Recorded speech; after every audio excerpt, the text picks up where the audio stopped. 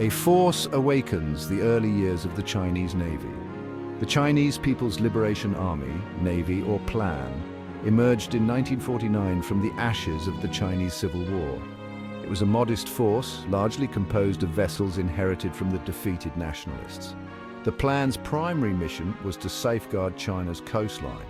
It focused on coastal defense and supporting ground operations near shore. The Plan's early years were marked by limited resources and technological capabilities. It relied heavily on Soviet assistance for training, equipment, and doctrine. The Korean War, from 1950 to 1953, highlighted the importance of naval power. However, China's ability to project power beyond its immediate waters remained limited. The Plan's first submarines were acquired from the Soviet Union in the 1950s. These early submarines, while rudimentary by modern standards, provided China with a basic undersea warfare capability. However, the Plan's surface fleet remained composed primarily of small patrol boats and destroyers. For much of the Cold War, the Plan remained a green water navy.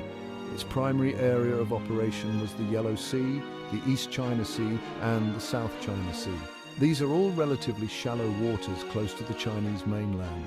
The Plan's focus on coastal defense reflected China's strategic priorities at the time. The country was focused on consolidating its power after decades of internal strife and external threats.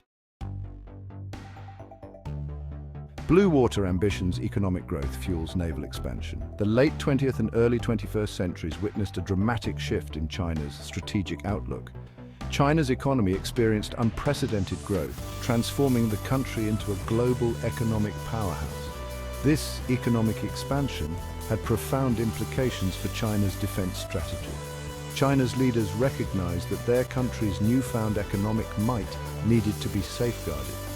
They embarked on a path of military modernization with a particular emphasis on naval power. This was driven by a desire to secure China's maritime trade routes, which were becoming increasingly vital for the country's economic well-being. The Plan's transformation was further fueled by China's growing assertiveness in its maritime territorial disputes.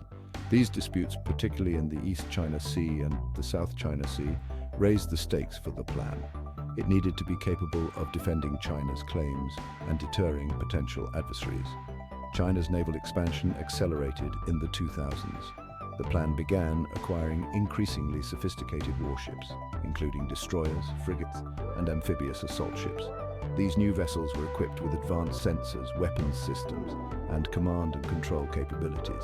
They significantly enhanced the Plan's ability to operate in the open ocean. Shipyard surge. Modernizing the fleet for a new era. China's shipbuilding industry underwent a remarkable transformation to support the Plan's rapid expansion. Chinese shipyards, once known for producing simple vessels, became capable of constructing some of the world's most advanced warships. This rapid development was fueled by a combination of factors. Firstly, China invested heavily in its shipbuilding infrastructure. New shipyards were built and existing ones were modernized. This enabled Chinese shipbuilders to construct larger and more complex vessels. Secondly, China's government implemented policies to encourage the development of indigenous shipbuilding capabilities. These policies included financial incentives and technology transfer agreements. The results of these efforts were evident in the Plan's growing fleet of modern warships. New destroyers, such as the Type 052D and Type 055, boasted advanced air defense systems and anti-ship missiles. These ships were designed to provide the Plan with a significant edge in any potential conflict in the Western Pacific. Furthermore, China made significant strides in developing its submarine force.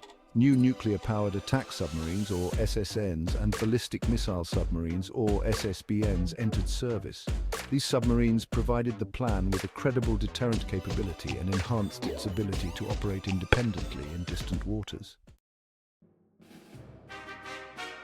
Section 4. Securing the seas: strategic drivers of China's naval buildup. China's naval expansion is driven by a complex interplay of strategic, economic, and political factors. At the heart of this expansion is China's desire to secure its maritime interests, which have become increasingly vital to the country's continued economic prosperity and global standing. Firstly, China's economy is heavily reliant on maritime trade. The vast majority of China's energy imports, raw materials and manufactured goods transit through sea lanes of communication, or SLOCs, that stretch across the Indian Ocean and the Pacific Ocean. Ensuring the security of these SLOCs is paramount for China's economic well-being. Secondly, China seeks to safeguard its growing overseas investments and interests. As China's economic footprint expands globally, so too does its need to protect its citizens, businesses, and investments abroad. The plan's growing capabilities provide China with the means to conduct non-combatant evacuation operations, humanitarian assistance and disaster relief missions, and other forms of maritime diplomacy. Finally, China's naval expansion is driven by a desire to assert its territorial claims and regional leadership. China's territorial disputes in the East China Sea and the South China Sea, combined with its growing economic and military might, have fueled tensions with neighboring countries. The plan's growing presence in these disputed waters is seen by some as a means of asserting China's claims and deterring potential challenges to its regional influence. Section 5. The tyranny of distance, projecting power in the far seas. While China's naval expansion has been impressive, projecting power far from its shores presents significant challenges. Operating in distant waters requires a different set of capabilities and logistical support than operating in China's near seas. Firstly, long-range power projection necessitates a robust logistics network. Warships operating far from home require frequent refueling, resupply, and maintenance. Establishing a network of overseas bases and logistical hubs is crucial to sustain extended naval operations. China's recent efforts to establish a presence in the Indian Ocean, such as the construction of a naval base in Djibouti, reflect this growing need for overseas support infrastructure. Secondly, operating in unfamiliar waters requires advanced intelligence, surveillance, and reconnaissance capabilities. Gathering timely and accurate information about potential threats, environmental conditions, and other factors is essential for effective naval operations. China has been investing heavily in developing its space-based and maritime domain awareness capabilities to overcome these challenges. Finally, projecting power in the far seas requires interoperability with other navies.